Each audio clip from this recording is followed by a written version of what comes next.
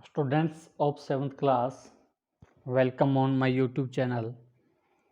Today we are going to discussing about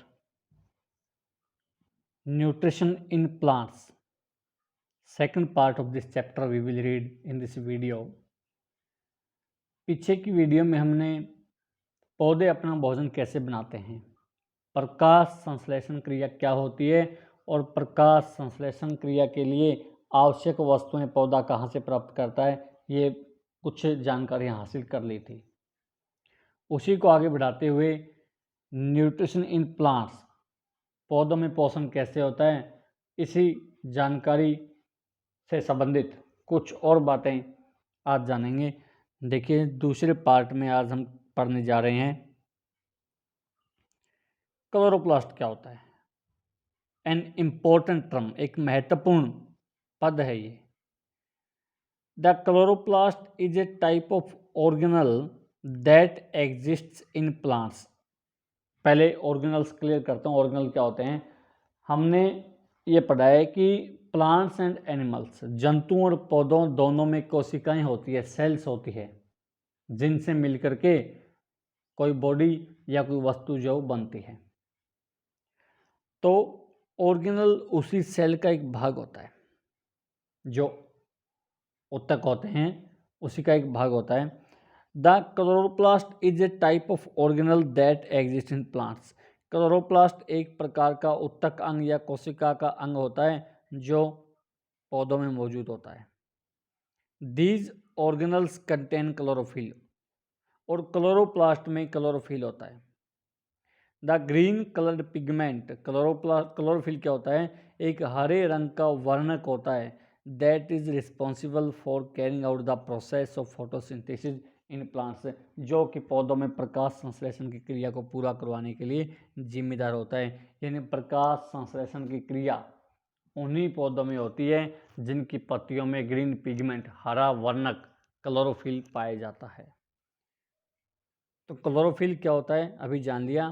chlorophyll is the pigment that is responsible for the synthesis of food in green plants. Chlorophyll वह वर्णक होता है जो हरे पौधों में भोजन के संश्लेषण यानी बनने के लिए जिम्मेदार होता है। This pigment green colour to its bearers and is abundantly found in leaves. यह वर्णक अपने वाहकों को हरा रंग देता है और यह पत्तियों में प्रचुर मात्रा में पाया जाता है। क्लोरोफिल कहाँ पाया जाता है, पौधे की पत्तियों में। Chlorophyll is locked inside the chloroplast, और क्लोरोफिल क्लोरोप्लास्ट के अंदर बंद होता है, क्लोरोप्लास्ट के अंदर स्थित होता है। स्टोमेटा क्या होता है, देखिए हमने ये पढ़ा था कि पौधा अपना भोजन बनाने के लिए कार्बन डाइऑक्साइड गैस वातावरण से ग्रहण करता है और ऑक्सीजन गैस जो है वो भोजन बनने के बाद छोड़ दी जाती है। तो पौधा जो कार्बन डाइऑक्साइड ग्रहण करता है वातावरण से, वो कार्बन डाइऑक्साइड ग्रहण करने का माध्यम पौधे की पत्तियों के अंदर छोटे छोटे छिद्र होते हैं जो समय पर खुलते हैं और बंद होते हैं। अगर ये एक पत्ती दी गई है आपको, इसका एक स्टोमेटा देखें, रंध्र, एक छिद्र देखें, ये खुला हुआ रंध्र है जहाँ से कार्बन डाइऑक्साइड आ रही है, और नीचे जो है वो बंद हुआ स्टोमेटा है, बंद हुआ रंध्र है, जिनके माध्यम से गैसेस का और जल का आदान प्रदान होता है। Tiny pores on the leaves of plants through which exchanges of gases takes place. पौधे की पत्तियों में उपस्थित छोटे छिद्र जिनके माध्यम से गैसों का आदान प्रदान होता है, स्टोमेटा, रंध्र कहलाते हैं। Nutrients being replenished in soil. अब देखिए, पौधे जो मिट्टी में जिनकी जड़ें लगातार बनी रहती है और मिट्टी से लगातार पौधा अपने भोजन के लिए पोषक तत्व खींचता रहता है, हमने पढ़ा था। जल भी वो भूमि से, धरती से ग्रहण करता है। तो ये चीज़ें जो मिट्टी में से पौधा तत्व खींचता है, उनकी पूर्ति कैसे की जाती है, देखिए। Plants observe mineral nutrients from the soil in order to make their own food and for other important processes. पौधा अपने भोजन बनाने के लिए और दूसरी महत्वपूर्ण प्रक्रियाओं के लिए मिट्टी से मिनरल न्यूट्रिएंट्स, खनिज और पोषक जो प्राप्त करता है।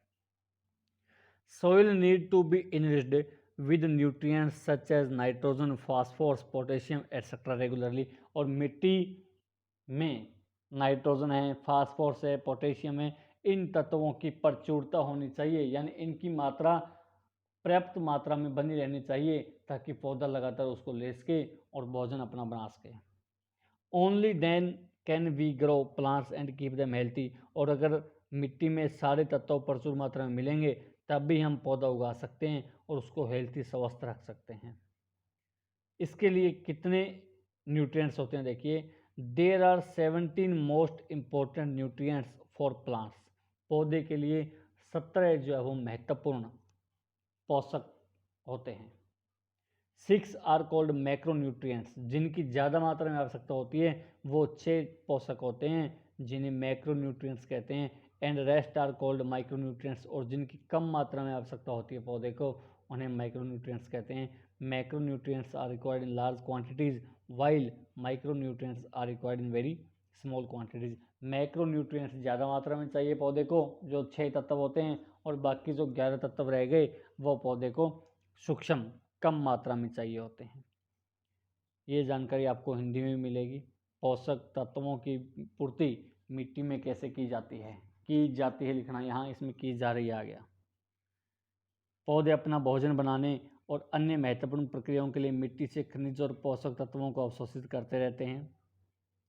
मिट्टी को नियमित रूप से नाइट्रोजन, फास्फोरस, पोटेशियम आदि जैसे पोषक तत्वों से समृद्ध करने की, यानी मिट्टी में दोबारा इन्हें डालने की आवश्यकता होती है, तब भी हम पौधे उगा सकते हैं और उन्हें स्वस्थ रख सकते हैं। पौधे के लिए 17 तत्व महत्वपूर्ण पोषक तत्व होते हैं, जिनमें से 6 वरीयत होते हैं। वरीयत वो जिनकी पौधे को ज़्यादा मात्रा में आवश्यकता होती है, और बाकी को सूक्ष्म पोषक तत्व कहा जाता है। सूक्ष्म पोषक तत्व वो होते हैं जो पौधे को बहुत कम मात्रा में चाहिए। देखिए, nutrition in plants that do not contain chlorophyll. एक इम्पोर्टेंट इशू उठता है कि जिन पौधों में क्लोरोफिल नहीं होता, क्लोरोफिल का मतलब जो ग्रीन पिगमेंट, हरा वर्णक नहीं होता, जो पौधे अपना भोजन खुद नहीं बना पाते, वो भोजन कहाँ से करते हैं? तो उसके लिए पौधों को 3 कैटेगरी में बांट दिया। पहला है पैरासिटिक प्लांट्स, पैरासाइट जिन्हें कहते हैं, परजीवी पौधे। दूसरा इंसेक्टिवोरस प्लांट्स, कीटभक्षी पौधे। और तीसरा है सेप्रोट्रॉप्स, मृतपोषी। 3 श्रेणियों में इन्हें बांट दिया गया उन पौधों को जो अपना भोजन खुद नहीं बना सकते, क्योंकि उनमें ग्रीन पिगमेंट क्लोरोफिल, हरा वर्णक जो है वो क्लोरोफिल नहीं होता है। तो ये तीनों कैटेगरी हम पढ़ेंगे। पहला है पैरासिटिक प्लांट। देखिए, पैरासिटिक प्लांट कौन से होते हैं? हम कई बार खेतों में या अपने आसपास ऐसा देखते हैं, जैसे एक पौधे के ऊपर दूसरा पौधा जो है वो बढ़ना शुरू हो जाता है। जैसे इसमें कशकट्टा दिखा रखा है जो येलो है, वो एक हरे पौधे के ऊपर बढ़ना शुरू हो गया। इसका मतलब ये अपना जीवन यापन उस हरे पौधे के सहारे कर रहा है, अपना भोजन इस हरे पौधे से ले रहा है। ये होते हैं परजीवी या पैरासिटिक, जो अपना भोजन दूसरे पौधों से लेते हैं। Some plants live on another plant for their nutrition. कुछ पौधे अपने पोषण या भोजन के लिए दूसरे पौधों पर रहते हैं। दीज आर कॉल्ड पैरासाइट्स, इन्हें हम परजीवी कहते हैं।